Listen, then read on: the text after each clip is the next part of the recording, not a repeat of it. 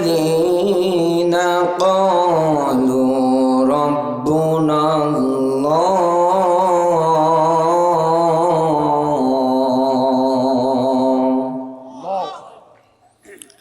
صدقت يا ربنا إن الله وملائكته يصلون على النبي يا أيها الذين آمنوا صلوا عليه وسلموا تسليما اللهم سبحانك لا إله إلا أنت إنك أنت العليم الحكيم পৃথিবীতে কেউ স্থায়ী হয় না, হোক না সে ফেরাউন কিবা নমরুদ, কেউ ভবে চিরকাল রয় না। পৃথিবীতে কেউ স্থায়ী হয় না, হোক না সে ফেরাউন কিবা নমরুদ, কেউ ভবে চিরকাল রয় না। চলে যাই সব ছেড়ে যেতে হয়, মৃত্যু মানে না কোনো পরিচয়। সব রাজা মহারাজা আর মহাবীর, সব রাজা মহারাজা আর মহাবীর, কাউকে সে অবকাশ দেয় না, কেউ ভবে চিরকাল রয় না। ফেরাউন শ্রেষ্ঠ ছিল না, মৃত্যু তাকেও ছেড়ে দিল না। থেকে গেছে তার সব স্মৃতিচিহ্ন, থেকে গেছে তার সব স্মৃতিচিহ্ন, ফেরাউন শুধু ভবে রয় না। এই সেই পিরামিড দাঁড়িয়ে আকাশের দিকে মাথা বাড়িয়ে, ইতিহাস হয়ে আছে চিরকাল, ইতিহাস হয়ে আছে চিরকাল, ফেরাউন শুধু ভবে রয় না।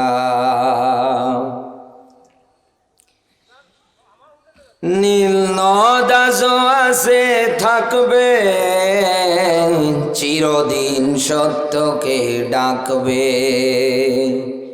ডেকে ডেকে বলে যাবে দিন রাত, ডেকে ডেকে বলে যাবে দিন রাত, কেউ যেন ফেরাউন হয় না,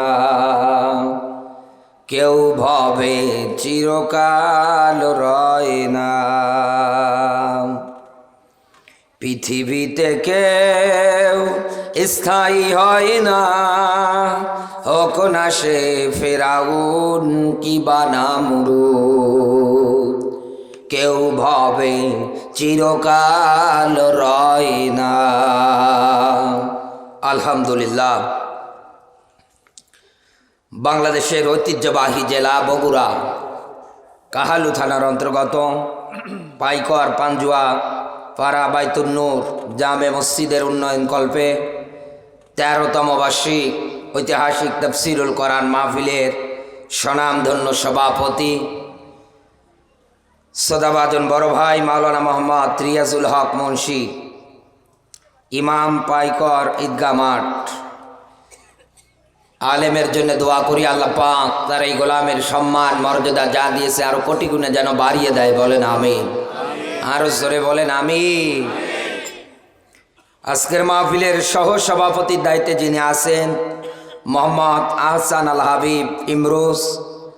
এরপরে দায়িত্বে আছেন আলহাজ মোহাম্মদ আকবর আলী পাইকার। আল্লাহ তার গোলামকে দ্বীনের জন্য, ইসলামের জন্য কবুল করুক, জোরে বলুন আমিন।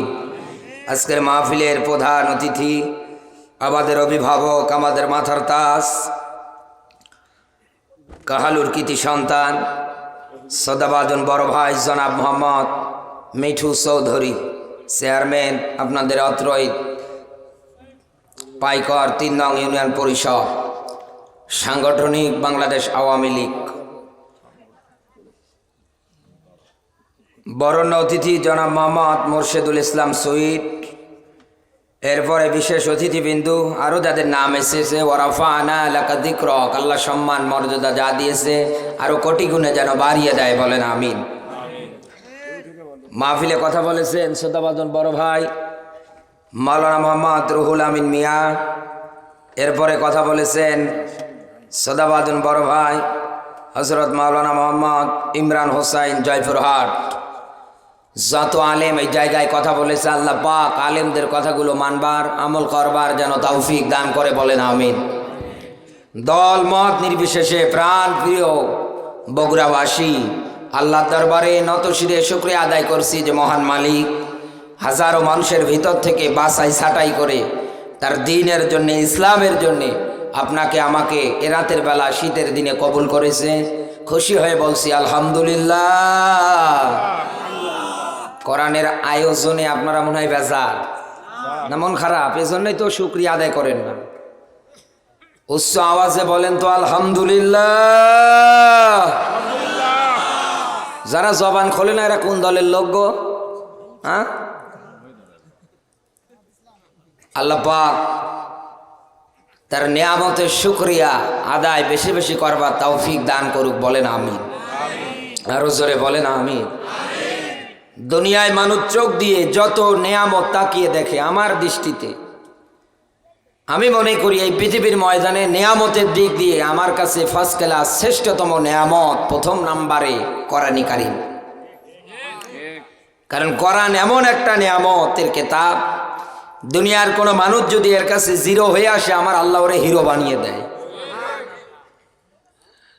এক সময় বাড়ি ঘর, টাকা পয়সা, থাকার জায়গা থাকে না, কোনো কিছুই থাকে না, কিন্তু কোরআনের কাছে যারা এসে আত্মসমর্পণ করে, ইসলামের কাছে আত্মসমর্পণ করে, হয় মাই খায়, জুলুম নির্যাতন কারাবরণ সহ্য করার পরে এমন একটা দিন আসে যে কষ্টের পরে সুখ দেয় কে? আরো জোরে বলা লাগবে কে? ওই মালিক কষ্টের পরে সুখ দেয়। এজন্য দুনিয়ায় আপনার আমার দৃষ্টিতে আমি দেখতে পাই, আমার কাছে মনে হয় নেয়ামতের দিক দিয়ে শ্রেষ্ঠতম নেয়ামত তার নাম কোরআন। কারণ কোরআন যাদের জীবনে থাকে তাদের জীবনটা আল্লাহ পাক পাল্টিয়ে দেয়। দুনিয়ায় কোরআন যে আমল যারা করে, এই মানুষগুলো কোনোদিন ইসলামের বিরুদ্ধে কোনো নাস্তিক আর রাম বাম কথা বললে ছেড়ে দেবে না। দুনিয়ায় কোনো মানুষ ইসলামের বিরুদ্ধে নতুন করে আইন তৈরি করলে বসে থাকার প্লেয়ার এরা না। মাঠে ময়দানে যখন যে জায়গায় যেভাবে আন্দোলন করা দরকার, যেভাবে হুঙ্কার দেওয়া দরকার, এরা একচ্ছত্রভাবে চালিয়ে যাবে। আর এতে করে যদি জীবনও চলে যায়, রক্তও যদি দেওয়া লাগে, আল্লাহর জমিনে আল্লাহর দিন কায়েম করার জন্যে, দিন বিজয় করার জন্যে, আল্লাহর শ্রেষ্ঠতম নেয়ামত দেওয়া কোরআনে কারীমের বিধানগুলোকে প্রতিষ্ঠিত করার জন্যে রক্ত, জান, মাল, এমনকি স্ত্রীর মায়া, সন্তানের মায়া সব ত্যাগ করে আল্লাহর জমিনে আল্লাহর দিন প্রতিষ্ঠা করার জন্য তারা লড়াই করে, তারা সংগ্রাম করে। আমার বন্ধুরা খেয়াল করবেন, আল্লাহ পাক বলেন আল্লাযীনা আমানু ইউকাতিলুনা ফি সাবিলিল্লাহ। সূরা নিসা 4 নম্বর সূরা 5 নম্বর পারা 76 নম্বর আয়াতে আমার আল্লাহ নিজে ব্যাখ্যা দিয়েছেন, এই দুনিয়ার ময়দানে যারা ইমানদার হয় তারা লড়াই করে, তারা সংগ্রাম করে আমার আল্লাহর পথে। কার পথে? মাইকের সাউন্ড বাড়ানো লাগবে, প্রথমে যে সাউন্ড ছিল ওই সাউন্ডটা ঠিক আছে। এই দুনিয়ার ময়দানে যারা লড়াই করে, সংগ্রাম করে, এই দুনিয়ার ময়দানে যারা আন্দোলন করে আল্লাহর জমিনে দিন প্রতিষ্ঠা করার জন্য ফি সাবিলিল্লাহ, এই পথটা কার? আরো জোরে বলে। আল্লাহর পথে তারা লড়াই করবে, তারা সংগ্রাম করবে। এই দুনিয়ায় যারা করবে তাদের ব্যাখ্যা আল্লাযিনা আমানু। কোন বেঈমান কিন্তু এই দুনিয়ার ময়দানে ইসলামের পক্ষে, ইসলামকে বিজয় করার জন্যে কোনো কাফের কোনোদিন অস্ত্র ধারণ করবে না। এই দুনিয়ার ময়দানে স্ত্রীর মায়া, সন্তানের মায়া সব কিছু ত্যাগ করে যারা অস্ত্র ধরবে তারাই হচ্ছেন আল্লাহর প্রকৃত বন্ধু, তারাই হচ্ছেন এই দুনিয়ায় মুমিন। আমার বন্ধুরা ভালো করে বুঝবেন, বিবেক দিয়ে কথাগুলো শোনেন। আজ এই দুনিয়ায় কত মিছিল, কত মিটিং, কত আন্দোলন, কত কিছুকে প্রতিষ্ঠিত করার জন্য একটার পর একটা স্লোগান রাস্তার মোড়ে মোড়ে দিয়ে যায়। কেউ নারী অধিকার চায়, কেউ সমাজনীতির অধিকার চায়, কেউ অর্থনীতির অধিকার চায়, কেউ নিজের মন গড়া নিয়ম নীতি প্রতিষ্ঠা করার জন্য অধিকার প্রতিষ্ঠিত করতে চায়। কিন্তু এই দুনিয়ার ময়দানে যারা মুমিন হয়, যারা ইমানদার হয়, যারা আল্লাহর পথে লড়াকু সৈনিক হয়, তারা লড়াই করবে, সংগ্রাম করবে একটা মাত্র কারণ, আল্লাহর জমিনে যেন আল্লাহর দিন কায়েম হয়ে যায়, প্রতিষ্ঠিত হয়ে যায়। এই জন্যে যদি জীবন দেওয়া লাগে, কোনোদিন তারা জীবনের মায়া করে না। আল্লাহর নবী মুহাম্মদুর রাসূলুল্লাহ সাল্লাল্লাহু আলাইহি ওয়াসাল্লামকে হত্যা করার জন্য কাফের বেঈমানেরা কত চক্রান্ত না চালিয়েছে, কত ষড়যন্ত্র না চালিয়েছে। কারণ একটাই, ফি সাবিলিল্লাহ, আল্লাহর পথে লড়াই করেছিল, সংগ্রাম করেছিল। এই কারণে আল্লাহর নবী মুহাম্মদুর রাসূলুল্লাহর কত দিনের মুজাহিদ, কত সাহাবীদেরকে দুনিয়ার থেকে বিদায় করে দিয়েছে একটা মাত্র কারণ, তারা লড়াই করেছিল আল্লাহর পথে, এই দুনিয়ায় আল্লাহর আইন প্রতিষ্ঠা করার জন্য। কথা বলেন না কেন? এটাই কারণ শুধু। এমনকি নবীজির একজন চাচা ছিলেন, নাম তার আমির হামজা। ইতিহাস যারা পড়েছেন, নবীজির এই চাচা আমির হামজার জীবনী পড়ে পড়ে দেখবেন, ইসলামের একজন বীর শ্রেষ্ঠ একজন পালোয়ান ছিলেন, যার নাম শুনলে পরে কাফের বেঈমান যারা ছিল এমনি ভয় পেত। আল্লাহর নবী আমার পাহাড়ের পাদদেশের মধ্যে বসে আছে, ছোট্ট মানুষ। তখনও তিনি ওই সময়ের মধ্যে নবুয়ত পায়নি। এই সেই আমির হামজার একটা পছন্দের একটা ইচ্ছা ছিল, শখ ছিল, সেটা হচ্ছে শিকার করা। তিনি শিকার করতে বড্ড পছন্দ করতেন। পাহাড়ের পাদদেশে নবী বসে আছেন, আবু জাহেল এসে আল্লাহর নবীকে যা তা বলে গালিগালাজ করতেছেন। নবীজি আমার মন খারাপ করে ফেললেন, কষ্ট পেলেন। পাহাড়ের পাদদেশের মধ্যে বসে বসে আল্লাহর নবীর চোখ থেকে অশ্রু ধরাচ্ছে। আমির হামজা যখন ফিরে আসলেন, আসার পর পরে যখন শুনলেন আবু জাহেল এরকম আপনার ভাতিজাকে গালিগালাজ করেছে, আর দেরি করেনি, তরবারি নিয়ে এক দৌড়ে ছুটে চলে গিয়েছে আবু জাহেলের বাড়িতে। হুঁশিয়ার করে দিয়ে আসলেন, দেখেন আজকের পর থেকে আর কোনোদিন যদি আমার ভাতিজার দিকে নজর যায়, তাহলে কিন্তু ঘাড় থেকে কোপ দিয়ে কল্লা নামিয়ে ফেলবো। আল্লাহর নবীকে ছায়া দেওয়ার মতো একজন মানুষ ছিলেন, নাম তার আমির হামজা।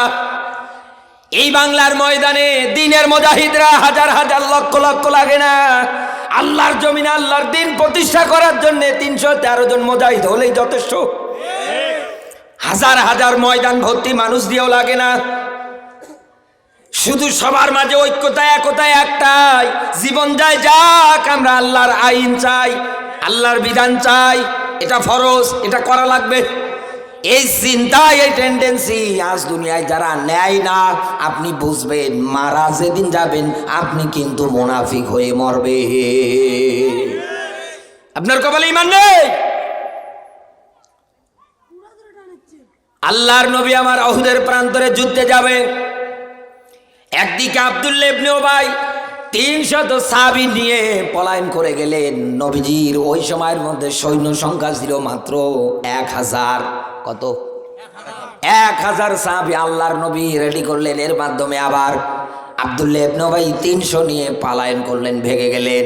থাকে কত? এই 700-র মধ্যে নবীজির চাচা আমির হামদাও একজন।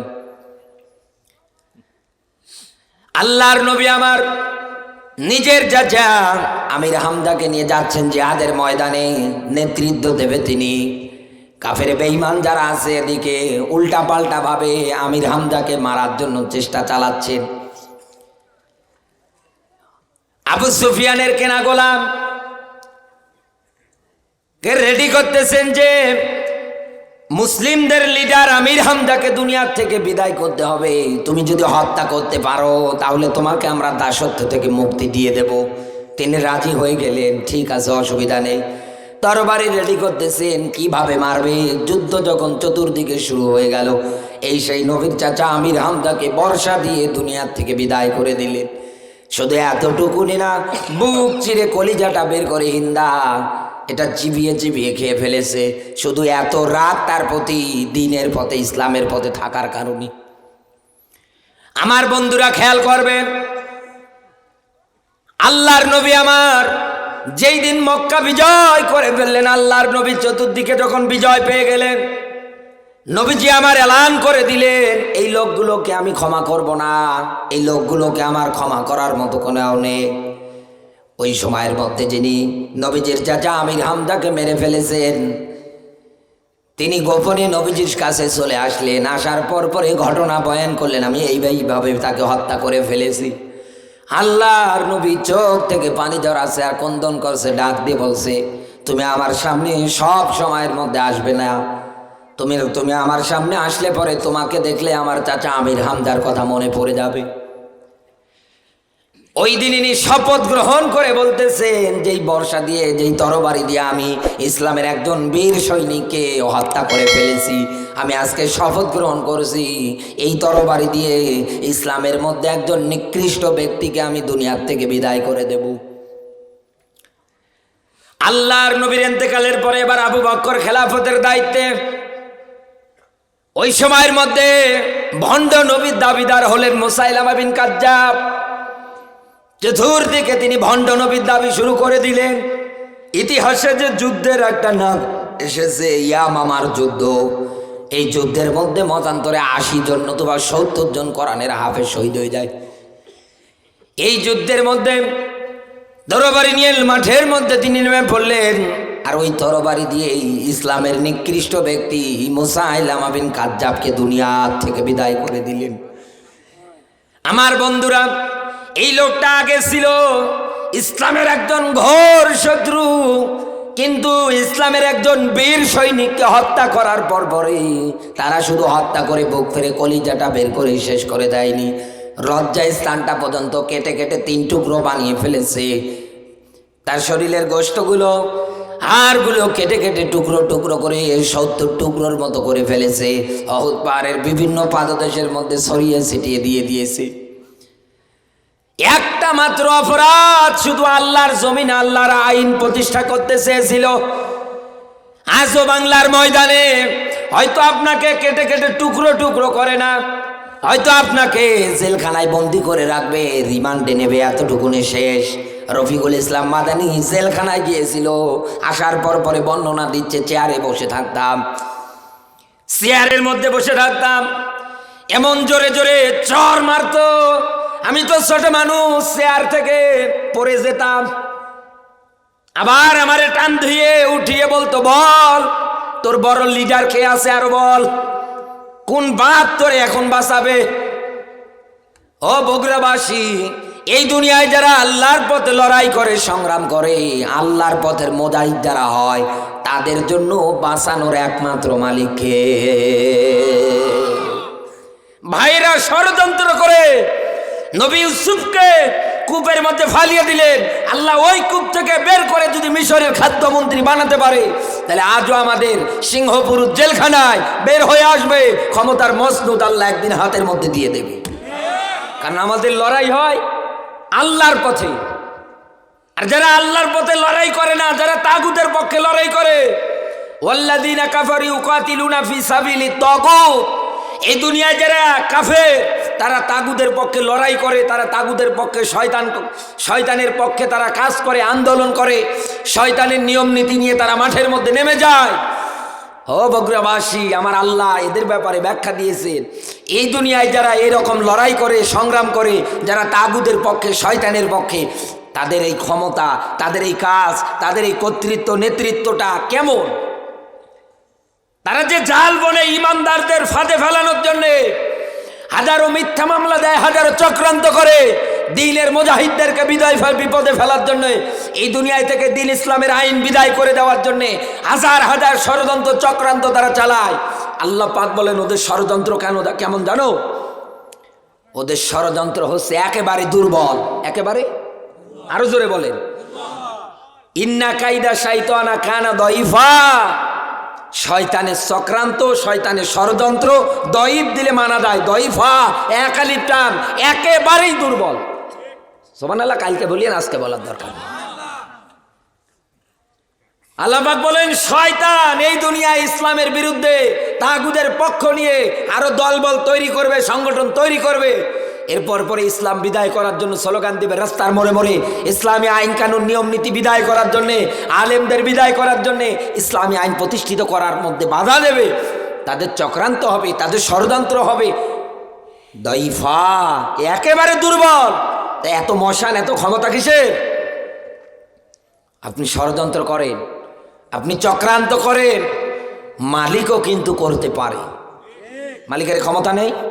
আরো জোরে বলেন, এ ক্ষমতা নেই? নবীজি দুনিয়ার আসার আগেই যদি আল্লাহ পাক কাবা ঘর আব্রাহাত থেকে রক্ষা করতে পারে, ওই মালিকের দ্বীন আর ইসলাম, কোরআন এই দুনিয়ায় এমনি এমনি বিদায় হয়ে যাবে। আপনি এমনি এমনি বিদায় করার ষড়যন্ত্র করবেন, চক্রান্ত করবেন, মালিক কোনোদিন চুপ করে বসে থাকবে না। আপনার এমন রোগ দেবে, 14 বাংলাদেশ বিক্রি করলেও আপনার একটা ঔষধের পয়সা হবে না। সময়ের অপেক্ষা করেন আপনি। আজ এই দুনিয়ায় এমন একটা পর্যায় শুরু হয়ে গিয়েছে, কি একটা কাণ্ড কারখানা গো। আপনার স্বাধীনতার অধিকার আছে এই দুনিয়ায়। আমি একজন এই দেশের স্বাধীন নাগরিক, আমার অধিকার আছে আল্লাহর পথে লড়াই করা। আমি হাজারবার চিল্লাবো আল্লাহর আইন প্রতিষ্ঠিত হওয়ার জন্যে, কারণ আমি তো চিল্লাচ্ছি, আমি কোরআন হাদিস পড়ে চিল্লাই। আর আপনি বিরুদ্ধাচারণ করেন না পড়ে, আপনি হারাম দুর্নীতির আখড়া তৈরি করে ফেলেছেন। সম্মানিত মানুষদের অপমান করেন, বেইজ্জত করেন। সম্মানিত মানুষদের সম্মানযোগ্য জায়গায় আপনি তাদের কাছ দিচ্ছেন না। আইজ্জাত আহলিহা, তাদেরকে অপমান করেন, অপদস্থ করেন। এটা তো আমার মানায় না, এটা তো আমার অন্তরে কষ্ট দেয়। আমার মনে চায় সম্মানিত মানুষ তার আসন যেখানে সেখানে বসুক। কিন্তু এমন এমন মূর্খ আনকালচার মানুষদেরকে আজ এই দুনিয়ার ময়দানে এই ক্ষমতার চেয়ারগুলোতে বসাতে হয়। বিসমিল্লাহ কেমনে পড়তে হয় ও নিজেও জানে না। দোষ আমাদের, দোষ তো আমাদের। এই সামনে নির্বাচন, আসন্ন নির্বাচন, কত নেতারা এসে ভোট চাবে, এই মাথায় এই টুপি দেবে, পাঞ্জাবি গায়ে দেবে, ভোট হয়ে যাওয়ার পরে বলবে যে এই হুজুরেরা ধর্ম ব্যবসা করে, এদের নামে লিস্ট তৈরি করো। আরে বেটা, এই দুনিয়ায় প্রকৃত ধর্ম ব্যবসায়ী তো তুই। এই কথা বলে না কেন? এই দুনিয়ায় প্রকৃত ধর্ম ব্যবসায়ী তুই। সুবিধার লোভে, ক্ষমতার লোভে, দলের লোভে, একটু ক্ষমতা পাওয়ার আশায়, একটু ক্ষমতার বসার লোভে কত শয়তানের নিয়ম নীতির পথ ভুলে গিয়ে ইমানের ব্যাস ধরে, ইমানদারের ব্যাস ধরে বলে আমি আসি, আমি আসি। কিন্তু আপনি মনে মিলিয়ে দেখবেন ওর মুখে এক কথা, অন্তরে আর এক কথা। এরকম কোয়ালিটি সম্পূর্ণ মানুষ এদেশে নেই, আছে হাজার হাজার। আমার বন্ধুরা, আমার কথা শুনলে কেউ রাগ করবেন না, মন খারাপ করবেন না। আমি কাউকে কষ্ট দেওয়ার জন্য এই জায়গার মধ্যে বসিনি। আমি বসেছি আপনাকে আজকে স্পষ্ট কথা কিছু শোনানোর। আপনি এই দুনিয়া আল্লাহর পথে লড়াই করেন, এই দুনিয়ায় আপনি আল্লাহর পথে সংগ্রাম করেন। কারণ আমার আল্লাহ পাক বলেন এই দুনিয়ার ময়দানে যারা ইমানদার হয়, এই দুনিয়ার ময়দানে যারা ইমানদার হয়, আমি আল্লাহ তাদেরকে মাঝে মাঝে পরীক্ষা করি। এই জমির মধ্যে ধান লাগাবেন, ধানের গাছ আস্তে আস্তে বড় হবে। এরপর পরে দেখবেন কি নির্দিষ্ট একটা সময় যখন হয়ে যাবে, গাছগুলোর মধ্যে পরিপক্ক ফসল ধরবে, ধান ধরবে। একটা গাছের মধ্যে অনেকগুলো গাছের মধ্যে একটা করে শীষ বের হবে। মনে করেন একটা জায়গায় একটা ধানের একটা বিছন থেকে মনে করেন 8টা 9টা গাছ বের হয়েছে। এই 8টা 9টা গাছের মধ্যে আলাদা আলাদা শীষ বের হয়েছে। এই শীষের মধ্যে কিন্তু সবগুলো আপনি ধান পাবেন না, এই শীষের মধ্যে দেখবেন কিছু পাতানো আছে। কৃষক এবার ওটা কামলা দিয়ে কেটে, কিষান দিয়ে কেটে বাড়ি নিয়ে যায়। বাড়ি নিয়ে যাওয়ার পরে মেশিনের মধ্যে মারাই করে, ছাঁটাই করে, করে করে আস্তে আস্তে করে বস্তা বজাই করে এরপরে গোলায় উঠিয়ে নেয়। নির্দিষ্ট একটা প্লেসে, নির্দিষ্ট একটা জায়গার মধ্যে রেখে দেয়। এরপর পরে একদিন হঠাৎ করে এই ধানগুলো বিক্রি করার জন্য লোকজন নিয়ে আসে। লোকজন আসার পরে ধানগুলো কিন্তু বস্তা বাই বস্তা বের করবে, আবার মাটিতে ঢালবে। এরপর পরে কি করবে? ফ্যান দিয়ে বাতাস দেবে। এক কথা বলেন না কেন? তার মানে যিনি ক্রয় করতেছে, যিনি কিনে নিচ্ছে, তিনি অরিজিনালটা নেবে, কোনো পাতার নেবে না।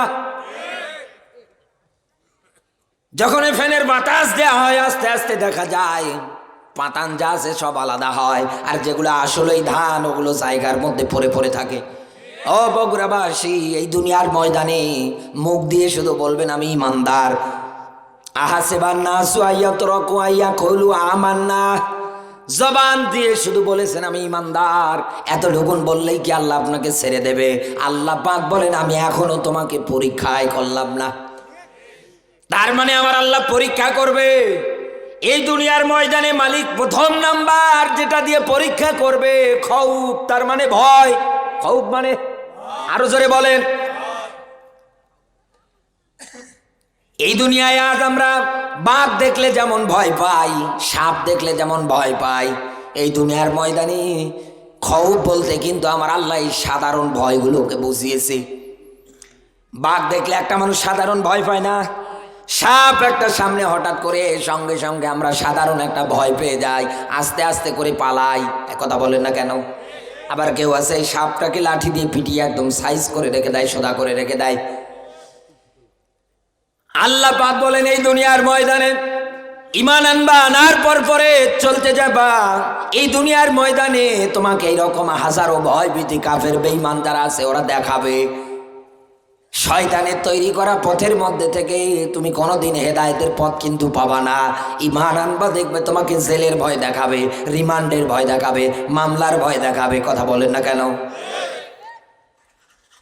আল্লাহর আয়াত মেনে দুনিয়ায় যারা জীবন চালায় তারা কোনো দিন কোনো বাতিলের কাছে আপোষ করে না। আজও বাংলাদেশে যারা ছাত্র শিবির করে, যারা ছাত্র আন্দোলন করে, মিলিয়ে দেখেন বাংলার জেলখানাগুলো তালাশ করে দেখেন, আজও কত আমার দিনের মুজাহিদ ভাইগুলো আল্লাহর পথে টিকে থাকতে গিয়ে বাতিলের কাছে আপোষ না করে তারা আজকে পঙ্গু হয়ে জেলখানায় পড়ে আছে। এর জবাব যে আপনি কিভাবে দেবেন? এই দুনিয়ায় আবু জাহেল, আবু লাহাবের যেমন নিকৃষ্ট মরণ হয়েছিল, মারা গিয়েছিল, জানাজা দেওয়ার লোক কেউ ছিল না। আবু লাহাব মারা গেলেন, জানাজা তো দূরে থাক, আল্লাহ এমন রোগ দিয়েছে শরীরে, প্লেগ রোগ, ছয়সে রোগ, যার কাছে যায় তারই হয়। সন্তানাদি স্ত্রী ত্যাগ করে ওকে ঘর থেকে বের করলেন, করার পরে জঙ্গলের মধ্যে ফালিয়ে আসলেন। ওই জায়গায় কুকুর, বিড়াল, শিয়ালে ওর লাশ খেয়ে ফেলেছে। তাহলে আজও যারা সাবধান, আল্লাহ পাক জালিমের নামে ব্যাখ্যা দেয়, যাদেরকে জালিম বলে আখ্যায়িত করে তাদের একটা ইতিহাস মারা যাওয়ার পরে রচিত হয়। এক কথা বলে না কেন? জালেমের ইতিহাস রচিত হয় মারা যাওয়ার পরে। আজও দুনিয়ায় যারা জালেম, আজও দুনিয়ায় যারা চিটার, বাটপার, যারা ইসলামের বিরুদ্ধে, কোরআনের বিরুদ্ধে, এই দুনিয়ায় যারা তাগুদের পক্ষে লড়াই করে, ইসলামী আন্দোলনের পক্ষে যারা কাজ করে, তাদের উপরে যারা বুলেট চালায়, বিনা কারণে যারা হাতে হাত করা পরিয়ে কারাগারে বন্দি করে, তাদেরকে বলতে চাই, এ আবু লাহাব, আবু সুফিয়ান, এই দুনিয়ার ময়দানে এরকম কাইট্টা কাইট্টা যত কাফের ছিল তাদের জীবনী থেকে শিক্ষা নেন। আমার আল্লাহ যাদেরকে ধরেছে ওরে বাপ বলার সময় পর্যন্ত দেয়নি। অনেকে হয়তো বলবেন আজ এই দেশে কোরআনের মঞ্চগুলো রাজনৈতিক মঞ্চ। অনেকে হয়তো বলবেন এই দেশে আজ কোরআনের মঞ্চগুলো তৈরি করার পর পরে দেশের সরকারকে শুধু গালায়। আরে ভাই, কোরআনের স্পষ্ট কথা, আল্লাযীনা আমানু ইউকাতিলুনা ফি সাবিলিল্লাহ, যারা আল্লাহর পথে লড়াই করে তারা ঈমানদার। এই কথা বলেন না কেন?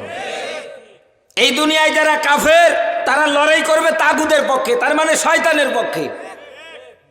আল্লাহ শয়তানের চক্রান্ত, শয়তানের ষড়যন্ত্রের ক্ষেত্রে একেবারে দুর্বলতার ব্যাখ্যা দিয়ে দিলেন।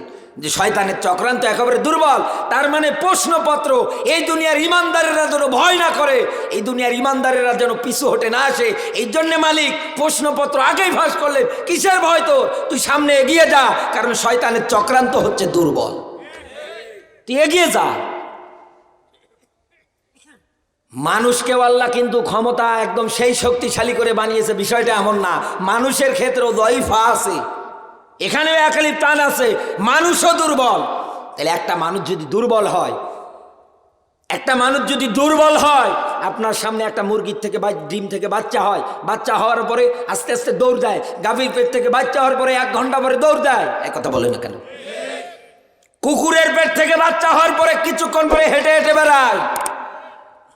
মায়ের পেট থেকে তারা দাঁত নিয়ে আসে, আমরা কিন্তু আনিনি, সময় লেগেছে, হাঁটতে শেখা হয়েছে, এক কথা বলে না কেন? এত আস্তে আস্তে আস্তে আস্তে ক্রমান্বয়ে আপনার বড় হতে, স্বাভাবিক হতে 5, 6, 7, 8, 9, 10 বছর লেগেছে। এই দুনিয়ার ময়দানে মানুষকে আল্লাহ দুর্বল করে বানিয়েছে, কারণ মানুষ তো দুর্বল। মানুষ যদি দুর্বল হয় তাহলে তার ক্ষমতা, কর্তৃত্ব, নেতৃত্ব, ইসলামের বিরুদ্ধে, কোরআনের বিরুদ্ধে যত আইন তৈরি করবে ওগুলো তো দুর্বল হবে, এক কথা বলে না কেন? কারণ নিঃশ্বাস এই ঢুকতেছে, এখনো যদি বন্ধ হয় আমি শেষ, আমার নামলে লাশ যুক্ত হয়ে যাবে। সাদা কাপড়ে মুড়িয়ে চকলেটের মতো করে পেঁচিয়ে অ্যাম্বুলেন্সে করে আমার বাড়িতে ট্রান্সফার করা হবে দাফন করার জন্য।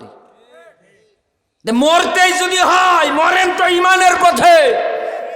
আমি আপনার শত্রু না, এদেশের কোনো আলেম, এদেশের কোনো ওলামা আপনার শত্রু না, বরং আপনার পরম বন্ধু। তারা চায় স্বৈরাচারদের হাত থেকে, আর যারা ত্রাণের নামে বয়স্ক ভাতার টাকা দেওয়া, বয়স্ক ভাতা দেওয়ার নামে যারা টাকা পয়সা মেরে খায়, যাদের ঘরের গোডাউন থেকে চাউলের বস্তা পাওয়া যায় জনগণের হক, এরা নেতা হয় কেমনে? এরা নেতা হচ্ছে কিভাবে? তার মানে বুঝবেন এরা নেতা হতে গেলে এদের একটা স্বার্থ আছে, আর এগুলো কোরআন হাদিস দিয়ে ব্যাখ্যা করবেন। ওমরও তো দেশ চালিয়েছে, আবু বকরও তো দেশ চালিয়েছে। আবু বকর দেশ চালানোর ক্ষেত্রে চাঁদের রাত, খাওয়া দাওয়া বন্ধ, সকাল হলে ঈদের নামাজ, মসজিদে নববীতে হাউমাউ করে কাঁদছে, সেজদায় পড়ে কাছে। এই কারণে, কারণ রবকে যদি কোনো মানুষ পেতে চায়, বাড়িতে বসে হু হু করে রবকে পাওয়া যাবে না। রবকে পেতে হলে কষ্ট করা লাগবে, আর ঈমান আনতে গেলে ভয় ভীতি অবলম্বন আপনাকে করাবে। এই দুনিয়ায় রবকে যারা কষ্ট করার পরে একদম পেয়ে যায়, রব যাদেরকে ভালোবাসে, মোহাব্বত করে, আল্লাহ তাদের ব্যাপারে ডাক দিচ্ছেন, ফা আম্মা মান উতিয়া কিতাবাহু বিয়ামিনিহি। কিয়ামতের দিন আমি আল্লাহ পাক আমার এই বান্দার আমল নামা তার ডান হাতে দিয়ে দেব। সুবহানাল্লাহ, কালকে বলিন, আজকে বলার দরকার নেই। ফাসাউফা ইউহাসাবু হিসাবা ইয়াসিরা, কিয়ামতের দিন আমি আল্লাহ পাক তার হিসাবটা সহজ করে দেব। আচ্ছা বলেন তো, কিয়ামতের দিন মালিক যদি আপনার আমল নামাটা ডান হাতে দেয়, হিসাব যদি সহজ করে দেয়, আপনার ঠিকানাটা জান্নাত না জাহান্নাম? আরো জোরে বলেন, জান্নাত না জাহান্নাম? এখন কি আপনি সাধারণ এই শয়তানের তৈরি করা নিয়ম নীতি ভয় করবেন, না এগিয়ে যাবেন? আল্লাহ তো প্রশ্ন ফাঁস করে দিলেন যে এগিয়ে যা, ও তো দুর্বল। এতেও যদি মানুষ না বোঝে, এতেও যদি মানুষ না বোঝে, এবার আল্লাহ মাকড়সার নামে সূরা দিয়ে বলতেছে, শোন, মাকড়সা একটা আঙ্কাবুত, একটা প্রাণী, এর নামে একটা সূরা দিয়ে আল্লাহ বোঝাচ্ছেন কাফের বেঈমান যারা হবে তাদের দৃষ্টান্ত, তাদের বৈশিষ্ট্য হবে মাকড়সার মতো। মাকড়সা জাল বনে, এই জালের যেমন কোনো ওইভাবে স্থায়িত্ব থাকে না, একটু জোরে বাতাস এলে এই জাল কণ্ঠে কনে চলে যায়, বলা যায় না। একথা বলে না কেন? কোথার থেকে কোথায় চলে যাচ্ছে বলা যায় না। এই দুনিয়ার ময়দানে কাফের বেঈমানেরা আইন তৈরি করবে, কাফের বেঈমানেরা যে আইন তৈরি করবে, একদিন দেখবে ওরাই ওদের নিজের আইনে, ওরা নিজের কথায় মুনাফিক হবে। বাস্তব, বিশ্ব নবীকে মারার জন্য আবু জাহেল অসুস্থতার ভান করছে, আল্লাহর নবীকে মারার জন্যে, হত্যা করার জন্য আবু জাহেল কত রকমের না চেষ্টা চালিয়েছে। একটাবার কান খাড়া করে শোনেন, নবীজিকে মারার জন্য নীল নকশা তৈরি করছে, সবাইকে এক জায়গায় নিয়ে পরামর্শ করে। আব্দুল্লাহর বেটা মোহাম্মদ যে হারে দিন প্রচার করে, একে যদি আটকাতে না পারি তাহলে আগামীতে কর্তৃত্ব নেতৃত্ব যা আছে সব আমাদের হাত থেকে চলে যাবে। দূর দূরান্ত থেকে লোকজন আসে, গিয়ে বলে পাগল আছে এখানে একটা, এই পাগলের কাছে যে যায় সে নিজেও পাগল হয়ে যায়। বিদেশি মেহমান যারা আছে ওরা চিন্তা করছে, আল্লাহ এ কেমন পাগল, এতদিন তো পাগলের নাম শুনেছি, কিন্তু পাগলের কাছে গেলে যে মানুষ পাগল হয় এটা তো জানি না। আমরা এই পাগলকে না দেখে আর কেউ বাড়ি ফিরবো না। একটা জিনিস মনে রাখবেন বন্ধু, সম্মান দেওয়ার মালিক হচ্ছেন আমার আল্লাহ। আপনার নামে কেউ গীবত করে, কেউ পরনিন্দা করে, কেউ আপনাকে গালি দেয়, কেউ আপনার নামে মিথ্যা মামলা তৈরি করে চুপ করে ধৈর্য ধারণ করে বসে থাকেন, মালিক একজন আছে, উনি ফয়সালা করবেই।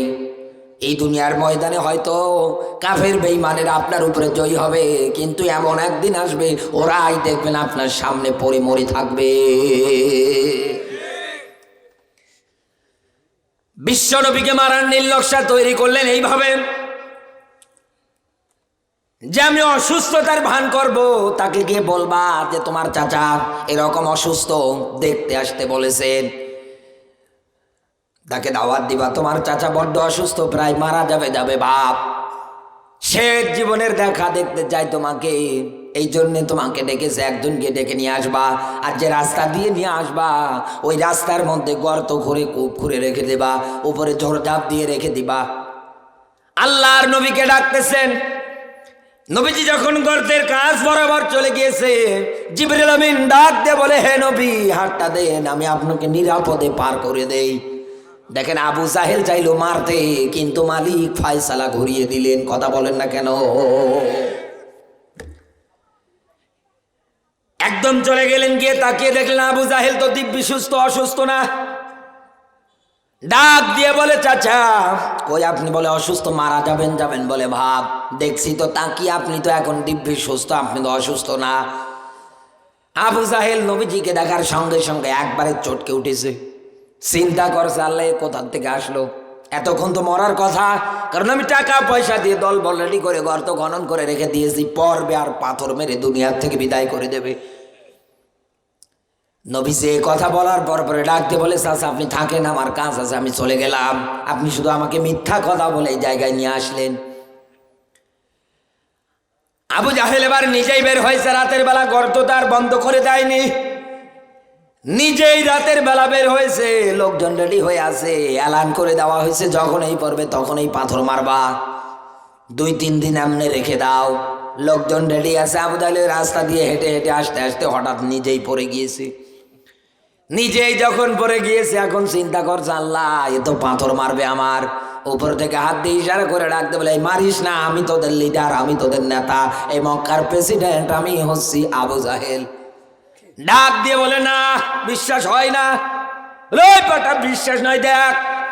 নিচে তাকিয়ে দেখছে আবু জাহেল হাত দিয়ে উপরে উঠাচ্ছেন, ওয়ামাকারু ওয়ামাকারাল্লাহ ওয়াল্লাহু খায়রুল মাকিরিন।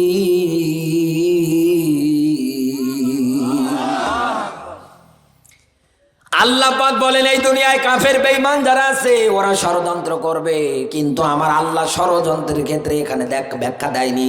আল্লাহ পাক বলেন, আমিও চক্রান্ত করব, তবে ওদের চক্রান্ত কোনোদিন সফল হবে না। সফল হবে কার চক্রান্ত? আরো জোরে বলেন। আমার আল্লাহ চক্রান্ত করতে পারে না। আরো জোরে বলেন। আমার আল্লাহ চক্রান্ত করবে, কৌশল করবে, টেকনিক অবলম্বন করবে, এমন কায়দায় ধরবে, এই ধরার ক্ষেত্রে আর কিন্তু বাঁচার কোনো উপায় থাকবে না। তার মানে ওরা চক্রান্ত করবে, আমার আল্লাহ নিজে কৌশল করবে। আমার আল্লাহর এই কৌশলের মধ্যে একবার যদি ওরা পড়ে যায়, ওই দিন কিন্তু বাপ বলার সময় পাবে না। আব্রাহা কত বড় দলবল নিয়ে আসলো, হস্তি বাহিনী দলবল নিয়ে এসে কাবা ঘর ধ্বংস করার দুঃসাহসিকতা দেখাচ্ছেন। মাত্র আবাবিল পাখি দিয়ে, ছোট্ট ছোট্ট এই আবাবিল পাখি দিয়ে আব্রাহাকে দুনিয়ার থেকে আমার আল্লাহ চিরদিনের জন্য বিদায় করে দিলেন। ও বন্ধু শুনে রাখেন, আব্রাহা মারা গেল কিন্তু তার ইতিহাস আজও আছে। কিয়ামত পর্যন্ত যত মানুষ আব্রাহার ইতিহাস শুনবে তত মানুষ কিন্তু গালি দেবে। আমরা এখানে ব্যাখ্যা পেলাম দুইটা। এক নম্বরে, এই দুনিয়ার ময়দানে মানুষের চক্রান্ত, মানুষের এই দুনিয়ার ময়দানে ষড়যন্ত্র, মানুষ যেহেতু দুর্বল তাহলে এইগুলো দুর্বল হয়। কারণ একবার পাতলা পায়খানা হলে ও আর ডাক্তার ছাড়া কোনো কিছু বোঝে না, বাথরুম যেতে যেতে ওর অবস্থা খারাপ। একথা বলি না কেন? তাহলে মানুষও দুর্বল। 2 নম্বরে, এই দুনিয়ার ময়দানে মানুষদেরকে জাহান্নামের দিকে নিয়ে যাওয়ার জন্যে, খারাপির পথে নিয়ে যাওয়ার জন্যে, ওয়াসওয়াসা দিয়ে অন্যায়ের পথে নিয়ে যাওয়ার জন্যে, তাগুতের পক্ষে নিয়ে যাওয়ার জন্যে সবচাইতে কার্যকরী ভূমিকা রাখে শয়তান। আমরা কোরআন পড়ে জানলাম শয়তানের চক্রান্ত দুর্বল। এই কথা বলেন না কেন? এবার আসে এই দুনিয়ার ময়দানে কাদের চক্রান্তটা ভয়ঙ্কর, কাদের বলেন তো? আরো জোরে বলেন। না না, ইন্না কাইদা কুন্না আযীম। এই দুনিয়ার ময়দানে যেই পরিবারে, যেই সমাজে, যেই রাষ্ট্রে, যেই দেশে কোন নারী যদি চক্রান্ত করে, ওই চক্রান্ত ভয়ঙ্কর। বন্ধু, নিজের গায়ের দিকে টেনে নেবেন না। আপনিও দল করেন, আমার কোনো নিষেধাজ্ঞা নেই, কারণ ব্রেন বুদ্ধি মালিক আপনাকে দিয়েছে। আপনি যদি কাজে লাগান, কাজে যদি না লাগান, আপনাকে ধরা খাওয়া লাগবে। এই দুনিয়ার ময়দানে শয়তানের চক্রান্ত দুর্বল, মানুষের চক্রান্ত দুর্বল। কিন্তু এই মানুষের মধ্যে যারা, তারা হচ্ছে নারী। আল্লাহ পাক নারীদের চক্রান্তের ক্ষেত্রে একেবারে দিয়েছে ভয়ঙ্কর, আযীম, ভয়ঙ্কর। কেন দিলেন? কারণ এই দুনিয়ার ময়দানে একটা সম্মানিত মানুষকে একেবারে নিচে নামানোর জন্য একটা